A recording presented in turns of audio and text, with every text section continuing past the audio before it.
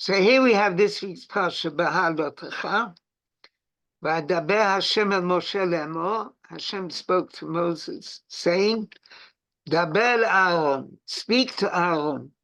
Va'amata elav, and you should say to him, Behaalotecha et hanerot, when you light the lamps, el mul pnei ha-menorah, towards the face of the menorah, ya'iru shivat hanerot, the 7 lights should shine. Now, the discourse, the Maimah, which was said in 1964, this discourse is just focuses on the plural term over here, anerot. But before we actually begin talking about what the Maimah says, maybe Rabbi Lu, who was there at the time with the Rebbe, could you give a little bit of background to the saying of this Maimah, the whole Farbrengen, the whole Hasidic gathering that took place that Shabbat?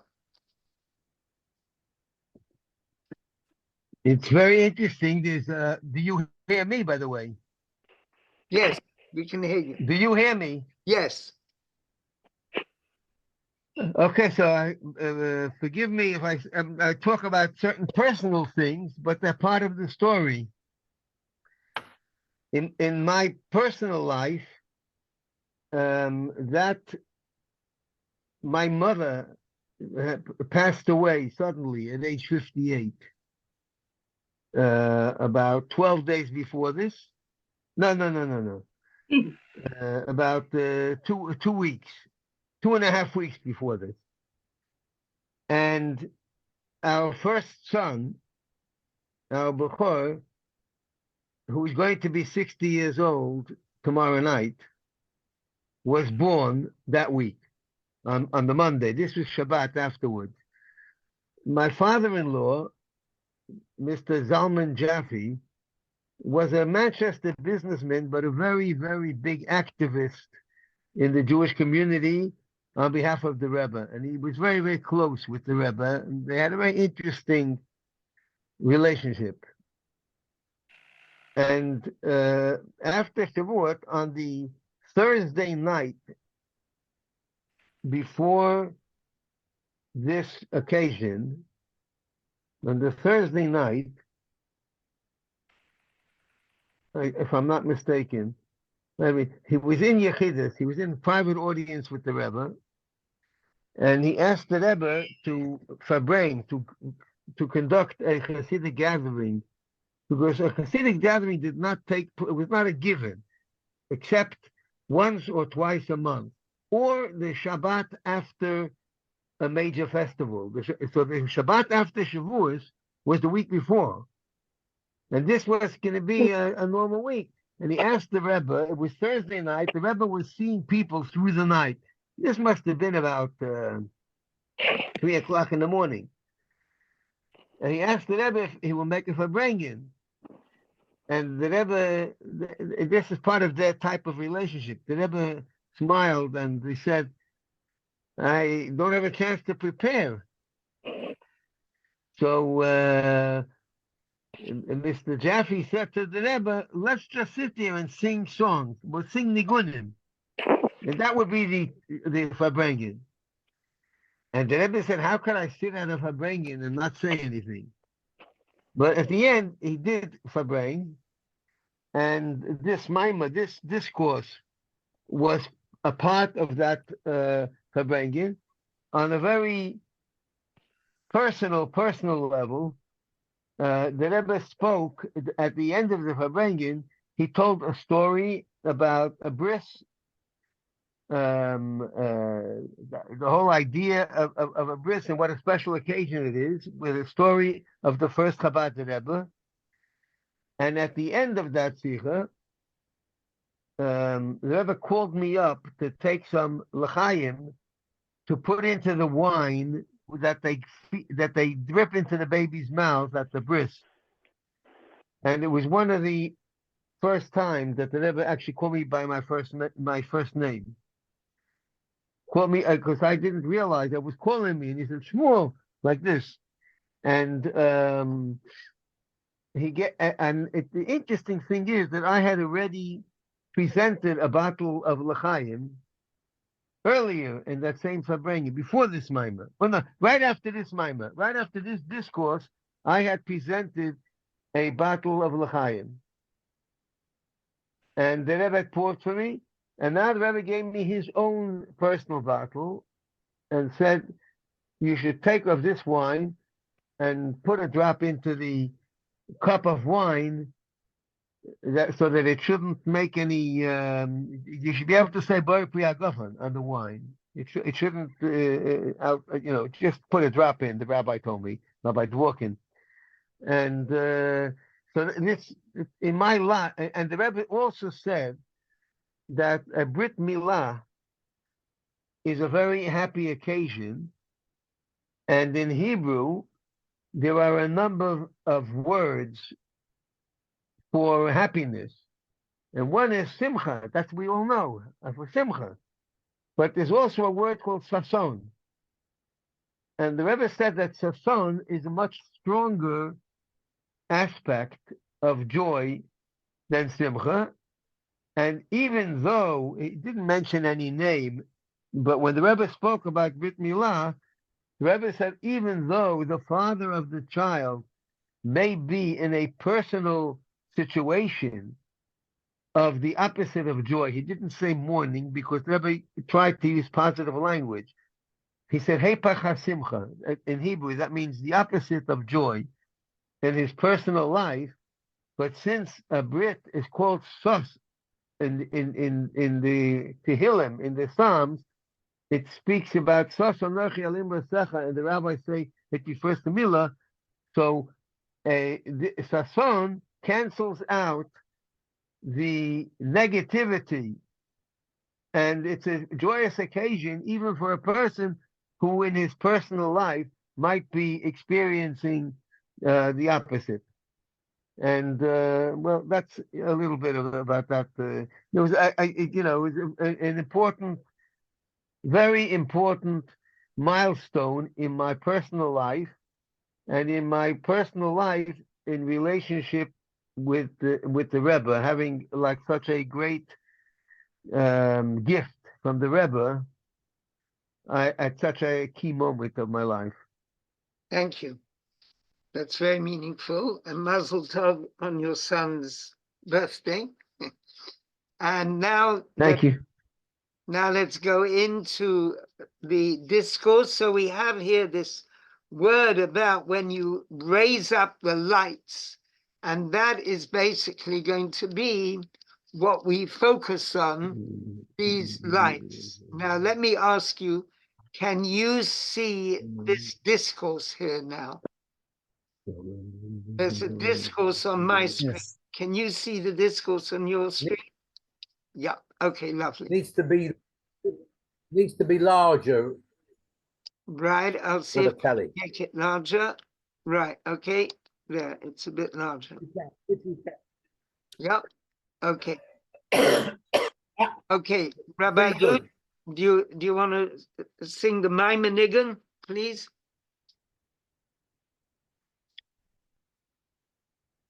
You're muted.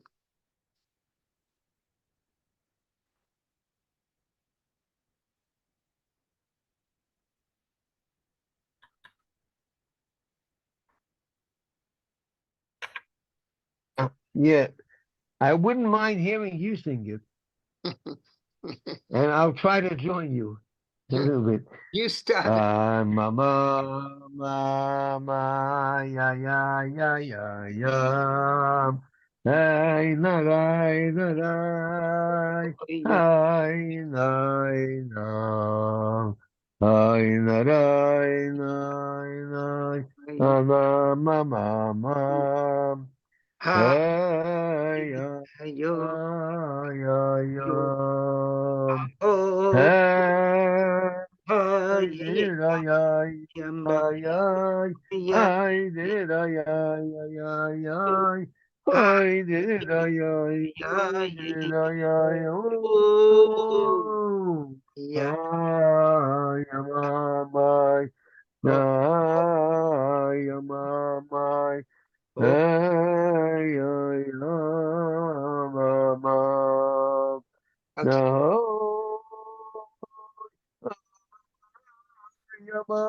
Ay, ya, ya, ya, ya, ya, ya, ya, ya, ya, ya, ho.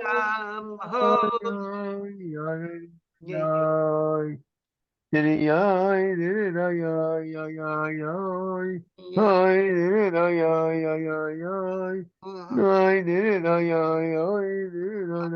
ooh, ah,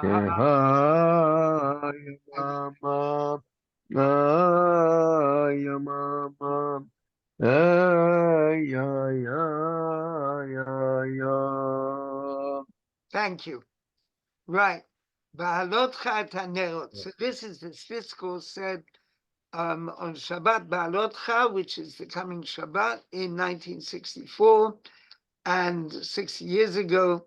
And Rabbi Lu has just given a very beautiful description of the background to that whole Hasidic gathering, how his father-in-law somehow persuaded the Rebbe to hold a Hasidic gathering, even though the Rebbe wasn't planning to do so. Now, Behaalotecha et hanerot, when you raise up the lamps, Hinei ma shekatuv nerot l'shon rabim. Now, the fact that it says lamps in the plural, kai b'pashtot, in simple terms, you would say this applies al nerot ha-menorah. It's talking about the lights of the menorah. Shahayu shiva nerot, there were 7 lights on the menorah. However, v'yesh lefaresh gam, but you could also explain, shenerot l'shon rabim, the fact that the word lights is in the plural, romez al shnei sugei ner. It's talking about 2 types of light. So we move straight away from the physical menorah, the golden menorah, into a spiritual dimension. And there are 2 types of lamp in this spiritual dimension. Ha'echad, one of them is, Huma shekatuv ner Hashem nishmat Adam. The soul of man is a lamp for God. V'hasheni huma shekatuv, and the other one is expressed in another verse. Ki ata neri Hashem, you, God, are my lamp. So we have on the one hand, the soul of the person is a lamp, and it seems to be it's a lamp for God. Ner Hashem nishmat Adam, a lamp for God is the soul of man. And the second one is that God is our lamp. Ki ata neri Hashem. You, God, are our lamp, my lamp. Uchumayim Razal, as the sages said, Amah HaKadosh Baruch Hu Adam, the Holy One, blessed be He, said to Adam, Neri b'yadcha, my lamp is in your hand, v'nercha b'yadi, and your lamp is in my hand. I think the Midrash goes on to say, if you look after my lamp, I'll look after yours. And about this it's saying, Behaalotecha et hanerot, when you raise up the lamps, when you light the lamps. Shekai al shnei hanerot, it's talking about these 2 types of lamp. Ner Hashem nishmat Adam, this lamp of God is the soul of man, and the other verse, Ki ato neri Hashem, you, God, are my lamp. Ubeshneim tzricha liot avodat Adam. Both of them need the involvement of the person. That's a very interesting point. They both need the person's effort. Shezeu inyan Behaalotecha et hanerot. That's why it says in the verse, when you light these lamps, 2 kinds of lamp.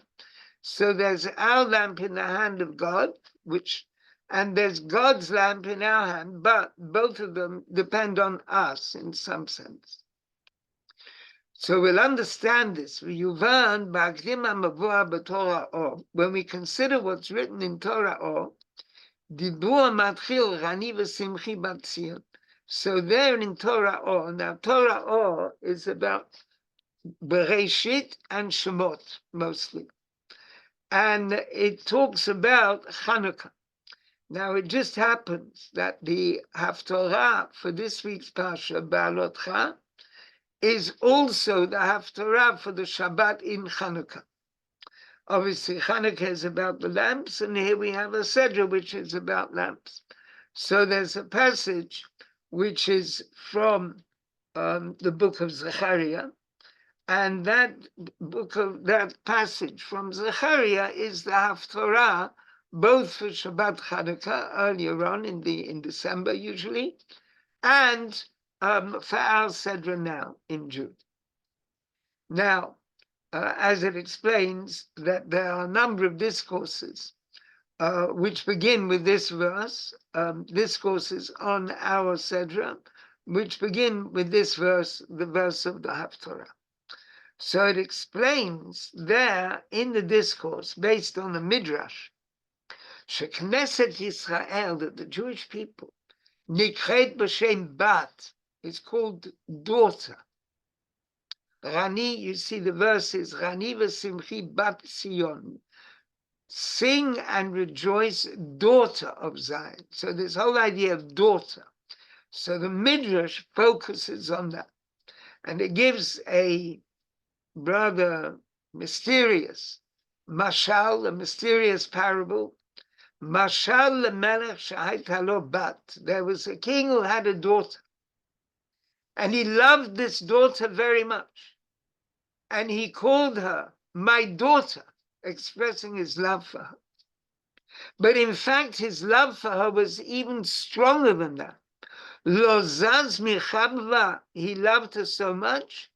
Ad shekara imi, he called her my mother. Now, I'm not sure what Freud would say about that, but here we have these two images, that there is the king and this daughter. It's like the king, is God, and the daughter is the Jewish people. So one relationship that the king has with the Jewish people is they are like his daughter, and like lower down in a sense. If we think of the Sfirot, that the daughter represents, usually you would say, the Sfira Malchut, right? The 10th Sfira. So normally there's the Holy One, blessed be he, higher up. And then we have the daughter, the Malchut, kingship, the feminine, and that is the this lower level, which is called the daughter. But the Midrash goes on and says, in fact, the love that the king has for this daughter, for this feminine, he transforms her. Not only is he his daughter, she becomes like his mother.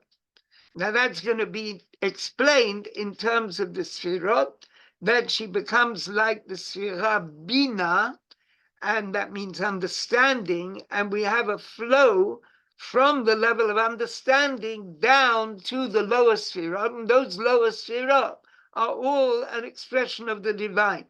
So we have an expression of a lower Sfira, which is called the king's daughter, and of a higher Sfira, which is on a higher level. Umakdim, and there in this discourse, he explains, Shetzarich lavin, that means Rabbi Zalman explains, Shetzarich lavin ma shekatuv ne Hashem nishmat adam. What does it mean when we say the lamp of God is the soul of man? Hainu, or woman, Hainu shaneshama k'hu haneh shel shem havai. The neshama is the lamp of God. And then sometimes another verse says, you, God, are my lamp. So that means God is the lamp of the Jewish souls. So both those concepts come into play together. Ki atoneri Hashem, we've got the idea that you, God, are my lamp, and also that the soul of the person is the lamp of God.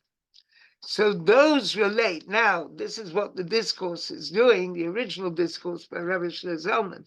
It's linking these two verses about two kinds of lamp.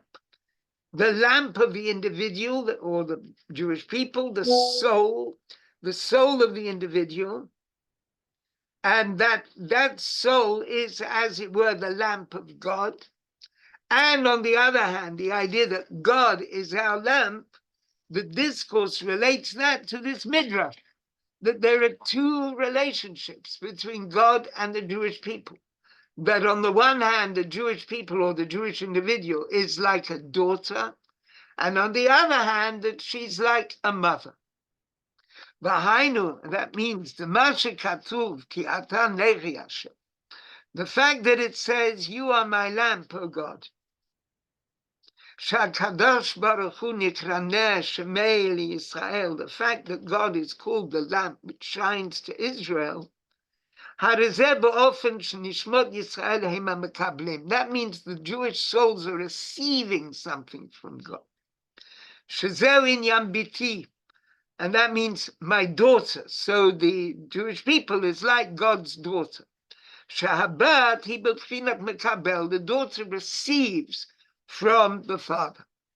But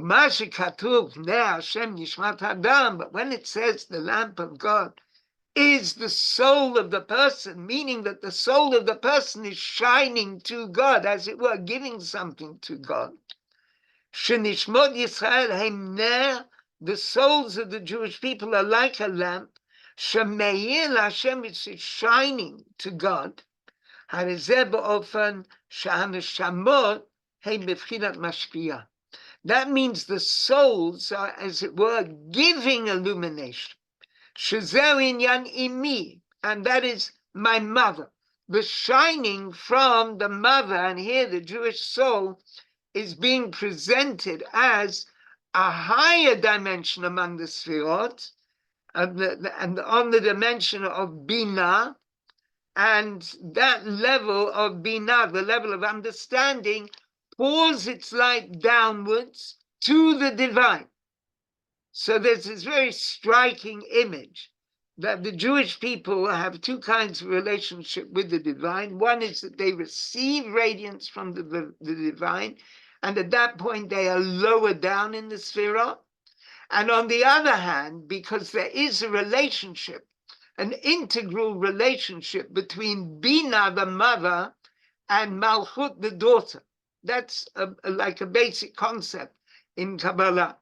So the Jewish people are then seen in this other mode where they are the Sphira Bina, the Sphira understanding, right at the top of the tree, so to speak, of the Sphira, and their radiance shines down to the Holy One, blessed be He, who is, as it were, the other Sphira. Okay, so let's just stop for a moment and try to see if we actually are able to relate to this. Has anyone got any questions about this? It's a very striking image that the Jewish people are in two modes in relation to God. I always remember a very striking phrase that Michael Fishbane, who is a scholar of Kabbalistic thought, Midrash, and he talks about the turning point, which you sometimes see in the Midrashim. What is the Kabbalistic turning point? And he says it's the point where the Jewish people or the Jewish individual are not just receiving from God, getting blessings or whatever it might be, but they're somehow giving something to God and they're activating God in some sense.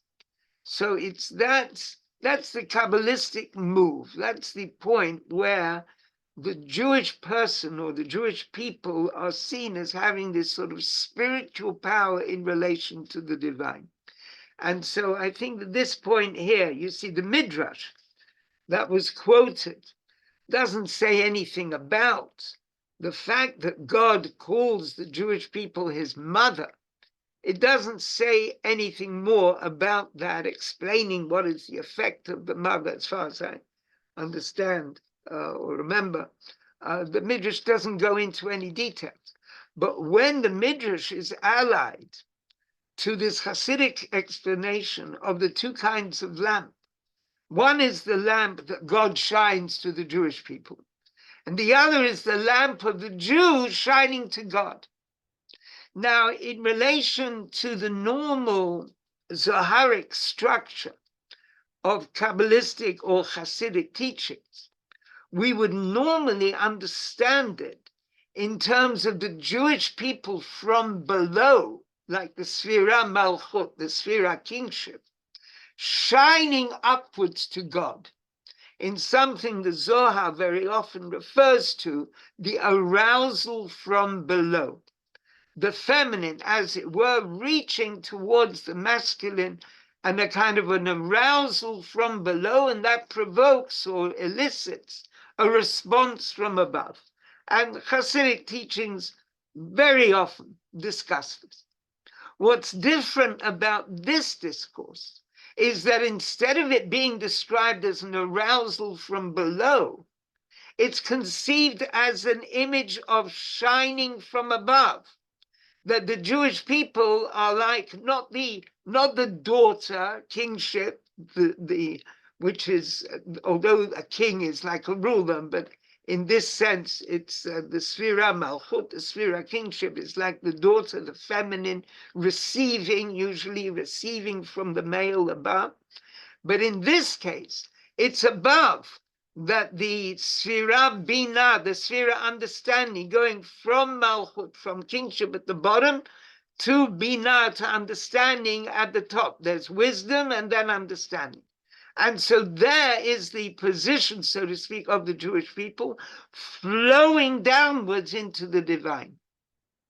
And that's a very striking image. It's a very striking image when you compare it with the normal structure. And so here we have these two modes of the relationship of the Jew to the divine. So are there any comments on that from anyone?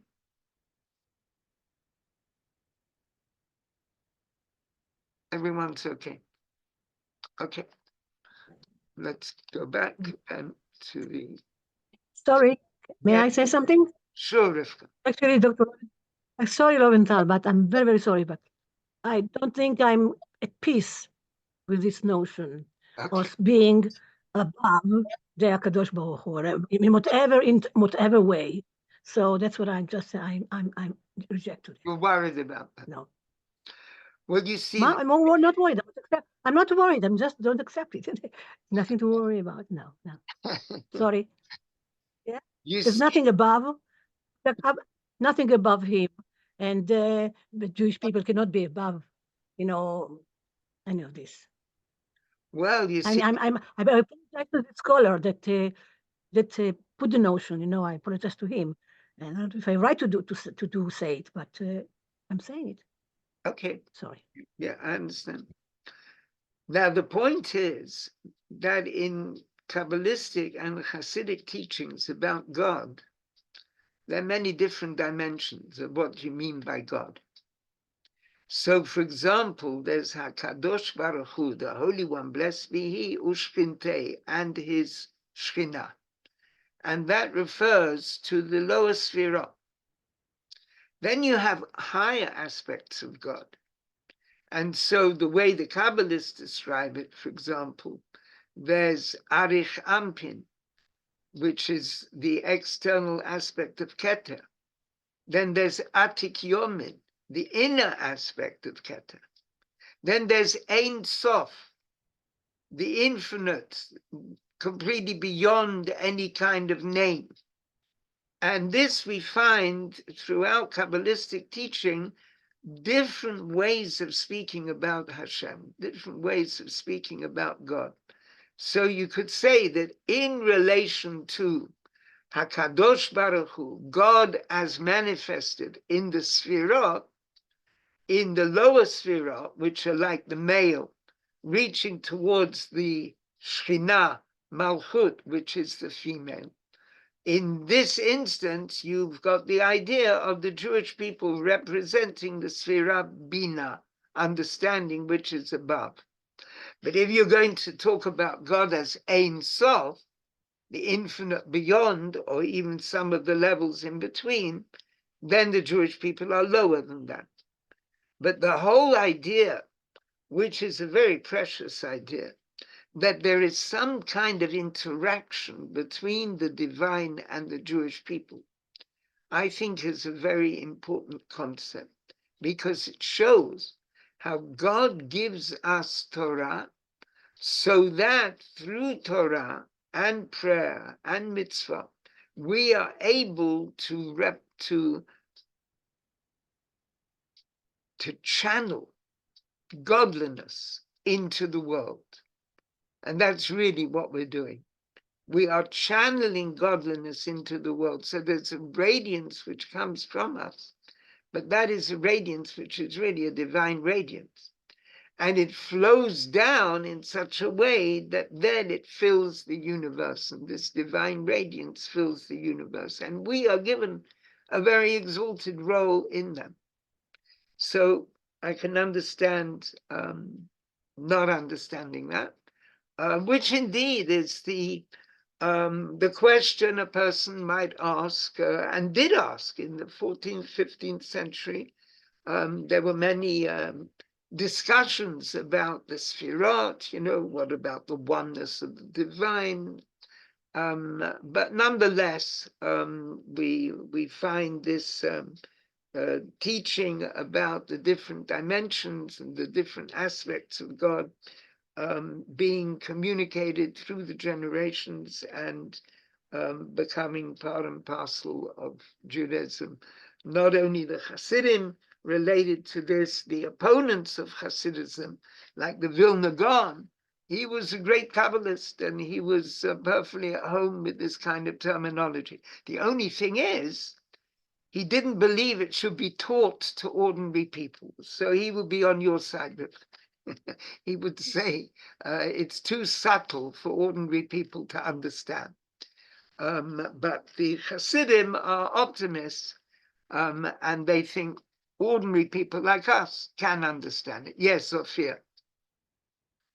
I've been wondering, I must mention. I've swapped places. My hair was really long and I've decided to swap it around. Very good idea. Thank One you, second. Dr. Sorry. Hold on one Sorry, second. Rivka, go ahead. No, let Rivka speak. I think she wants to No, respond to you. I just wanted, sorry, I lost the, I just wanted to thank you, Dr. Loewenthal. I think I understand very much now what it's all about. And I accept your explanation definitely. The different levels and different dimensions. And thanks very much. Thank you. Thank you. So I take my words back. Thank you. Thank you. Right. Sorry, Bayard. No, I was thinking, the rabbi who obviously the Gadol that thought that this stuff shouldn't be shared with the ordinary Jewish people, and you're saying that Chabad thinks the opposite. I kind of see both arguments because not joking but kind of talking seriously, like maybe this is what went wrong with people like Freud. Maybe when Freud was trying to study these things when he was somewhat interested in a Jewish sense, and maybe he had problems with his emunah, but he had Jewish intelligence, and he was looking at it completely wrong, and that led to some pretty bad ideas. You see where I'm going with this? Unfortunately, No, but seriously.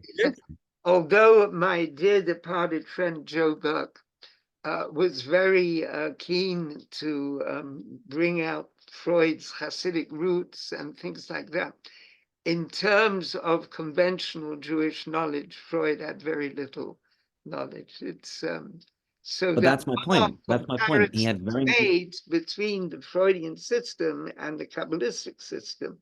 And Joe Burke, with his friend Stanley Schneider, wrote a book together about it called Centers of Power, which compares aspects of psychotherapy with Kabbala and Hasidic thought. But nonetheless, in terms of what Freud actually knew, he didn't know enough to go wrong. You have to know a bit in order to make a mistake. And his theories about the Oedipal complex and things like that, I don't think came from any kind of contact with Jewish thought. So despite this idea of mother, and so on in a midrash. I don't know. I've just studied a lot of Freud in my life, and the more I've been studying Yiddishkeit, I just see so many crossovers. And there's a rabbi I have a relationship with in Jerusalem, and he taught me something a while ago that really blew me away. And it was this perfect analogy argument where he said that every secular Jew who's ever existed can never be able to call themselves a secular Jew if it wasn't for the fact that between 2 to 4 generations ago, their family was Orthodox. It's just impossible to be a secular Jew without having 2 or 3 generations back who were Orthodox. And that blew my mind the more I thought about it. So like, even with people like Freud, like I do believe that, going back to what once they sort of marry away, get away from the tribe, lose the fold, that they still retain it, even if it's on a subconscious level, even if it's on a genetic level. He married a Jewish woman who was extremely upset that he wouldn't let her light Shabbat candles. So when he died, she revealed that. Okay, so let's get back. Let's continue. Right. So section Gimel. So now we're coming to another verse, which is actually another sort of Hasidic comment on a verse. Umamshich b'maimer. Now the discourse continues by saying that this will be understood by considering a verse. It's in the 150th Psalm, the very last Psalm in the book of Psalms, and it's in the prayer book in the Psalms we say every day before the Shema in the morning. And Kol HaNeshama Tahala Yudke, every soul will praise God. And the Tzemach Tzedek, that's the third Lubavitcher Rebbe, adds in a footnote that the fact that Rabbi Shneur Zalman uses this verse is because the ascent of the Sfira Malchut into the level of the mother, which is Binah, which is understanding. And so Neshama is also the idea of Bina, understanding, as we have from another verse, Nishmat Shin Daled Yud Tevi name. The soul of God will make them understand. So we've got here the word Neshama and the word Tevi name, which is Bina. So therefore, says the Tzemach Tzedek, Rabbi Shneur Zalman uses this verse.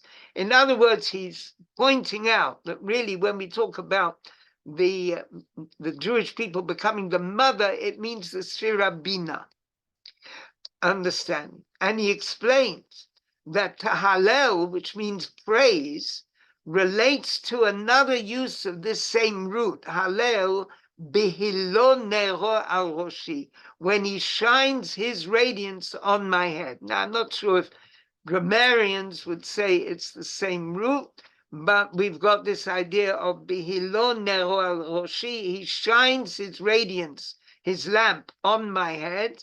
So that is a word meaning illumination. So the word meaning praise and the word meaning illumination somehow have the same kind of root. The Ka'el hitavut kol ha'olamot, and that is referring to the coming into being of all the worlds, which is just from a gleam of illumination from the divine. But in order that there can be this illumination, first of all, there has to be tzimtzum. Now, this tzimtzum is a very dramatic concept. Tzimtzum means veiling, it's concealment of the divine, and as the central Kabbalistic book, The Tree of Life, begins by Rabbi Chaim Vital, it begins by saying at the beginning, the radiance of the infinite filled everywhere, and then it went through a process of tzimtzum, the light contracted or was veiled. There are different discussions about what exactly that word tzimtzum means. In ordinary Hebrew, it means contracted, but later Kabbalists explain it means veiled, not contracted. But that contraction, that veiling, so to speak, gives room for the world.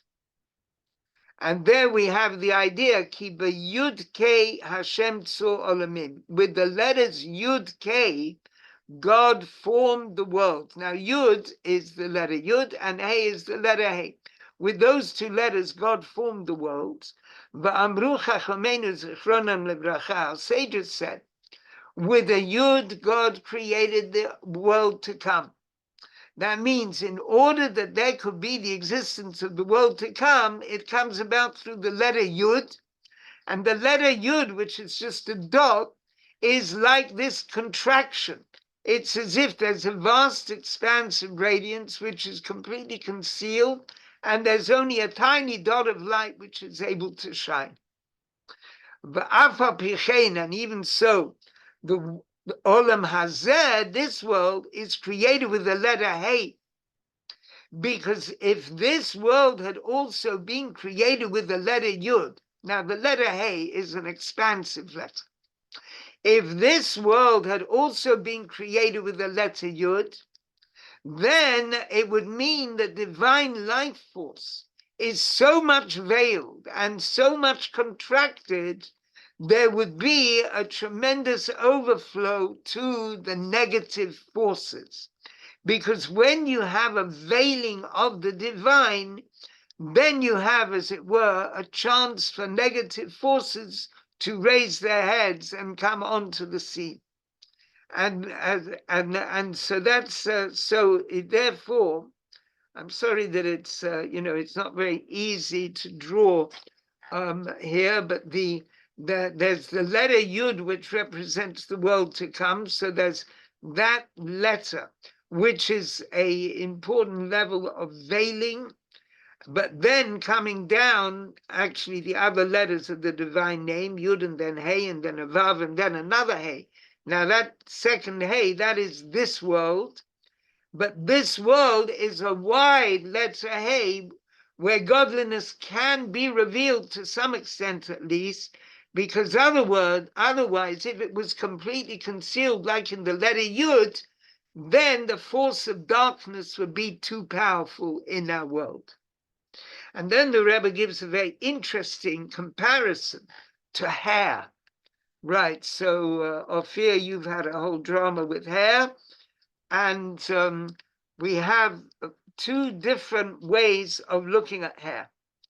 That in the Nazirite, hair represents something holy. As it says, he will be holy, the Nazirite will be holy, and his holiness is seen in the fact that he grows his hair long. Whereas with the Levites, whom we have in this week's Sedra Behaalotecha, it says about them that they have to shave themselves completely. So the Levites have to shave all the hair from them, from the head and everywhere else in their body. They have to shave off all the hair, not like the Kohanim, and especially the high priest, whose hair is something overtly spiritual, whereas in the Levites, their hair is in some sense something negative, which has to be shaved off, because the Levites are from the attribute severity.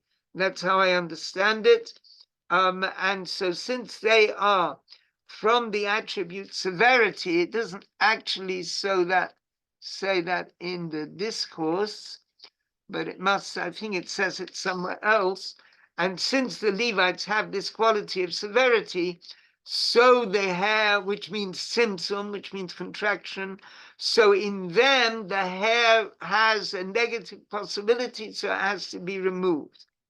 Then the Rebbe says also in a woman, the sages said that the hair of a married woman is considered like nakedness. And that means because the hair indicates a very contracted flow. Now, why is it such a contracted flow? In which way is the hair contracted flow? When we consider the hair, it actually is a flow like a channel of energy, spiritual energy from the brain, from the mind. And that's an incredibly powerful energy. And it's through that the hair actually grows. So the hair really is expressing something very holy and very intimate about the person. But it does so in a way that the energy is very much veiled, so much so that if you cut someone's hair, they don't feel it at all. They don't feel pain, they don't feel it at all. Unlike the limbs of the body, that if you cut something in the body, it's very painful. Whereas the hair, one doesn't feel that at all. Why not? Because there is this veiling. So therefore, we could say, Shayach inyan hakdusha lebchinat sarot, holiness does indeed relate to the hair.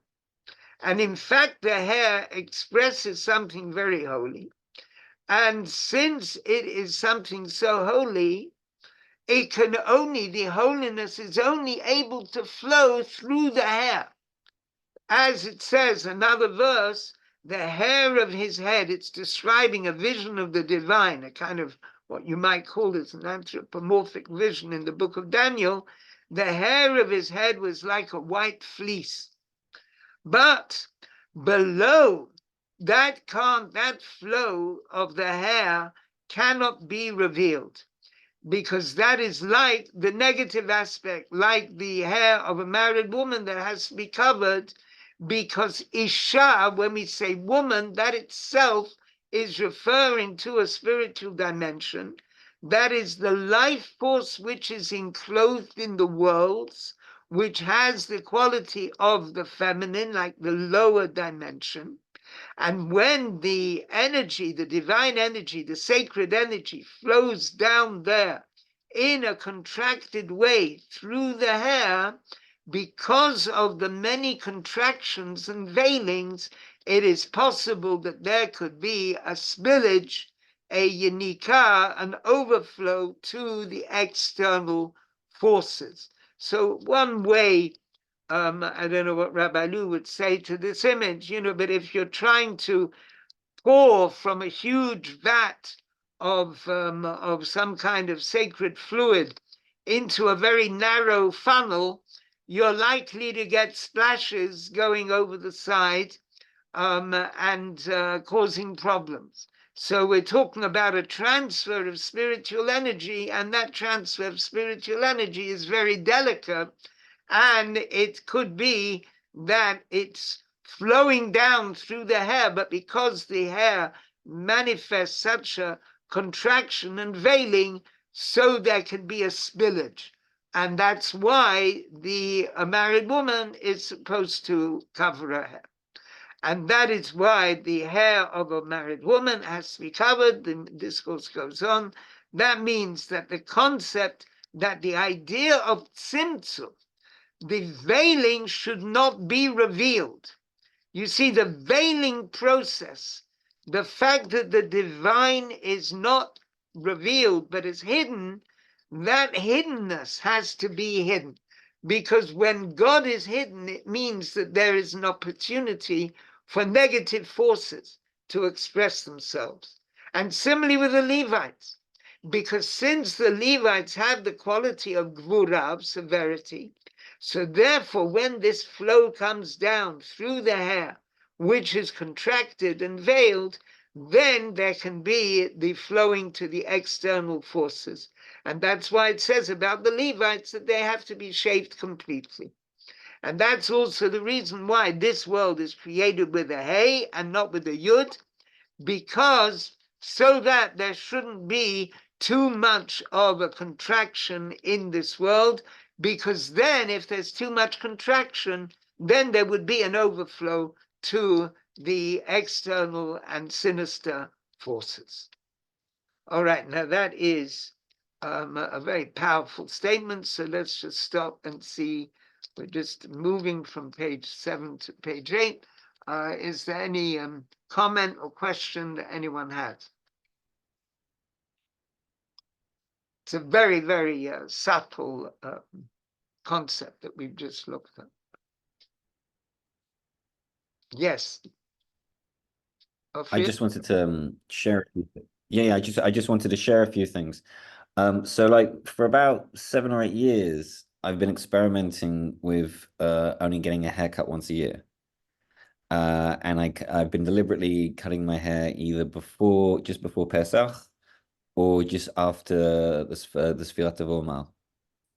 And been doing it for about 7 or 8 years, and I've been keeping an eye on it and just experimenting. And I've noticed, funny enough, as you were saying, that when I've had moments of happiness and joy and simcha, or I've reached new spiritual heights, my hair had growth spurts, both on my beard and on my head. So I just wanted to share that to show that there's complete truth to all of this. Fascinating. Okay. Anyone else? Babalu, would you like to comment about anything? Right. Okay. Eve, you've been very quiet.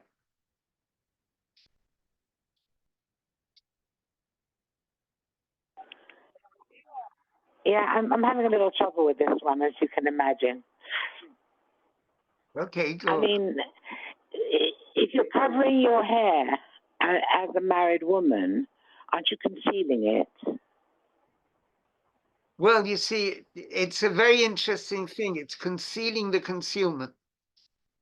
The hair in itself is a kind of concealment. And so by covering the hair, we don't see the concealment. So why don't rabbis cover their hair? Well, they wear a yarmulke. They No, they don't. I mean, they've got their beard all on show. They have their hair on show. well, the I difference. mean, you see, it's a bit problematic. Well, a stronger question I would ask is, why does an unmarried girl not have to cover her hair? If we say that the hair. Yeah, well, perhaps she needs all her power at that point. You're right. Yes. Yeah. Yes. Yes. And I mean, and if the Levites have got to shave their heads, then surely Kohanim should have to shave their heads. Well, that's because that's a very good point. The Kohen represents chesed, kindness, and the Levite represents severity, gvura. So for the Kohen, his hair is somehow a positive thing, whereas for the Levite, it's problematic. But it's problematic for women, right, who are married. So they're all on the side of gvura, and all unmarried women are on the side of chesed. I think it's more the way I would understand it, although I haven't seen a source really identifying it in this way, is that when a woman gets married, somehow the channel in her own physical terms becomes more open and more clear. And so therefore, the potential that the hair has to be a channel of holiness and the concealment of holiness, which has to then be hidden, that possibility is more realized once she's married. And so it's at that point, she, so to speak, becomes a woman in the full sense of the word. And that means that this sacred energy within her is more revealed. Rabbi Lu, would you like to comment on that?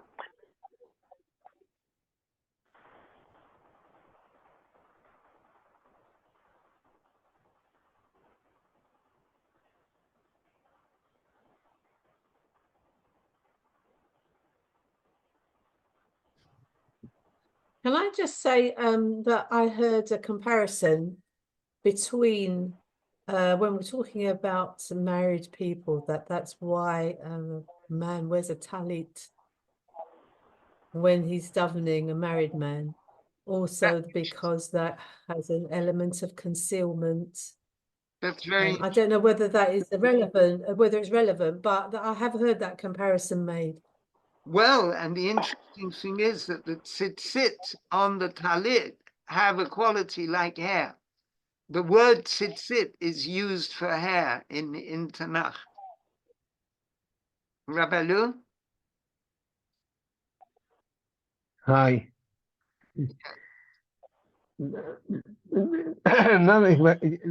What's the question? In the Kabbala, there were halachic definitions, and their partner is the spiritual and the Kabbalistic explanation, and sometimes we get confused with the different aspects of it. What the Rebbe is saying basically is that hair represents an energy coming from a very special source, and the hair of the head in the body is seen as coming from the brain, but the manifestation is so limited, is so condensed that you don't even feel that life power. So the analogy that I would use is like when you're trying to convey a very deep spiritual idea, which is important and vital and necessary for yourself or for the person that has to hear it, and it can become watered down in a way that the person doesn't really hear it, or they hear it and they do not see its significance, or they see it and they think that they get the opposite impression from it. So when you talk about hair as being something that has to be hidden and protected, it means to protect people from a misuse of that particular spiritual energy, because it has come down in such a condensed and limited way. And then there are other places where the hair is holy, because the energy is more obvious. Okay. All right. I don't think we'll complete the discussion on the hair, but it's clearly a fascinating topic. Many years ago, I took part in a TV program where different people were talking about the significance of hair. There was a Rastafarian, and quite a number of people, including me. And I took the TV producer to an opera where a little boy had his first haircut at the age of 3, and it was good fun. Okay, so let's go back into the discourse. So we are just moving page from page 7 to 8. Now, going into this in more detail, says the Rebbe, in the name Yud-Ke Vav-Ke, that means the tetragrammaton, there are 2 Heys. The first Hey and the second Hey. There's Yud and then Hey, and then Vav and then the second Hey. Now, when the sages said that the letter Hey creates this world, they're talking about the final Hey, the second Hey in the divine name. But the root of this second Hey is from the first Hey. And the first Hey is Olam Haba, is the world to come. So there's the Yud and then the Hey, which the Yud is the world to come, and the first Hey is also the world to come. And then we have the different dimensions of world, and then we have this physical world, which is the last. So that means the creation of the world to come was with the letter Yud. But the world to come in itself, that is the letter Hey, the first letter Hey in the divine name. And so when it says in this verse, in Psalm 150, it's actually the last verse in the whole book of Psalms, every soul praises God, it's saying that the service of the individual is to draw down this quality of Yud and Hey. You see, the word for God is Yud and Hey. So we have to draw down that Yud and Hey, and that's what Hallel means, praise. It's really this word for radiance, and that should be a gleam of radiance. That means the illumination of the Yud and the Hey, to be that the Yud, through the Yud, the world to come is created, and with the Hey, this world is created. And so when it says that every soul should praise God or should illuminate in some way, it's particularly the word neshama, because even though the soul of a person has got three aspects, nefesh, ruach, neshama, each of those words means soul, but the word which is used is neshama, soul, because it relates to the word neshima. Neshima means breath. Like the sages said, what does it mean? Every soul should praise God. With every breath that a person breathes, we have to be able to praise our Creator. And that breath is Ratzov Ashov. It's moving towards the divine and moving away.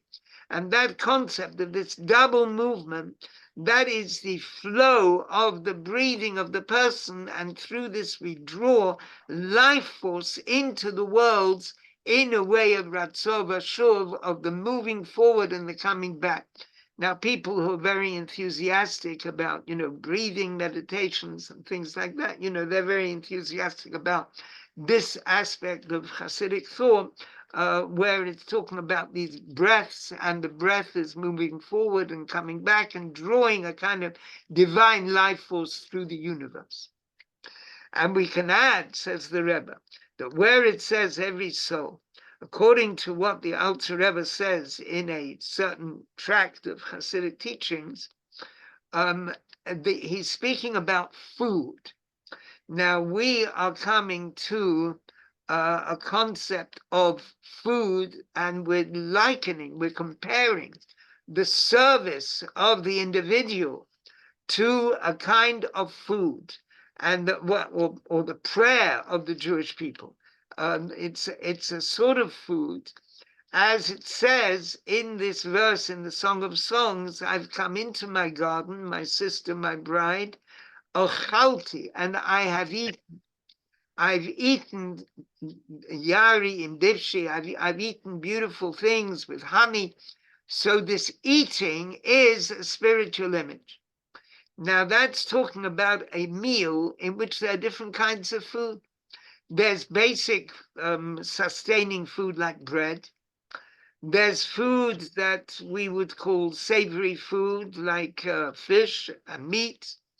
Then there's food which simply there's spices or condiments which make the food more tasty. And sometimes there's a kind of food a kind of spice which adds a strong taste in the food, like pepper or other sharp things, right? Chili or something like that, something which is sharp.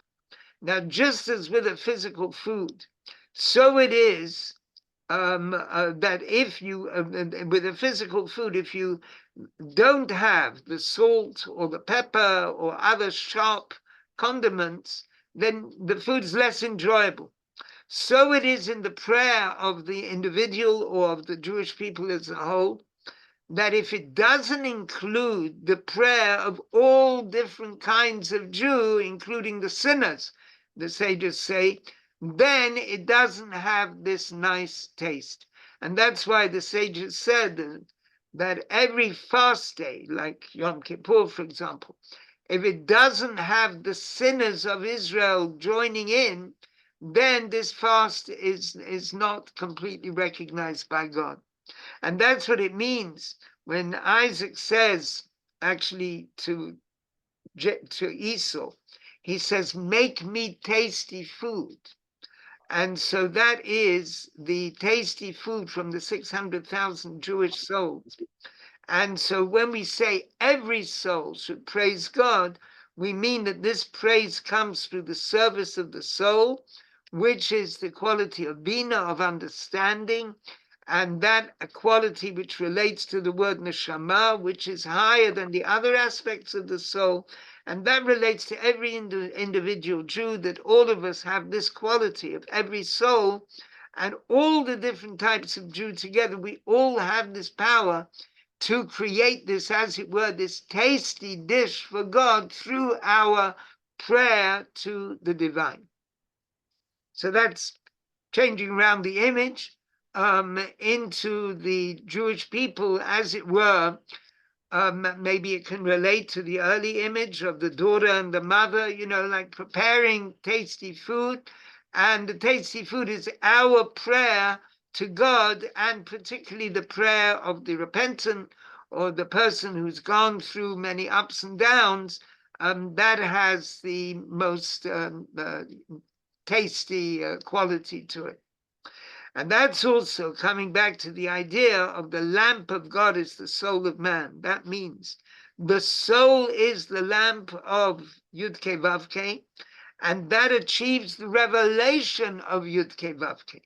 That there should be that concept of Yud and Hey that we spoke about before, that with Yud the world to come is created, and with the Hey this world is created. But in order that the souls are able to be the lamp of God, to achieve this and to draw this illumination of Yud and Hey, the world to come, in this world, first of all, they have to have an input from above.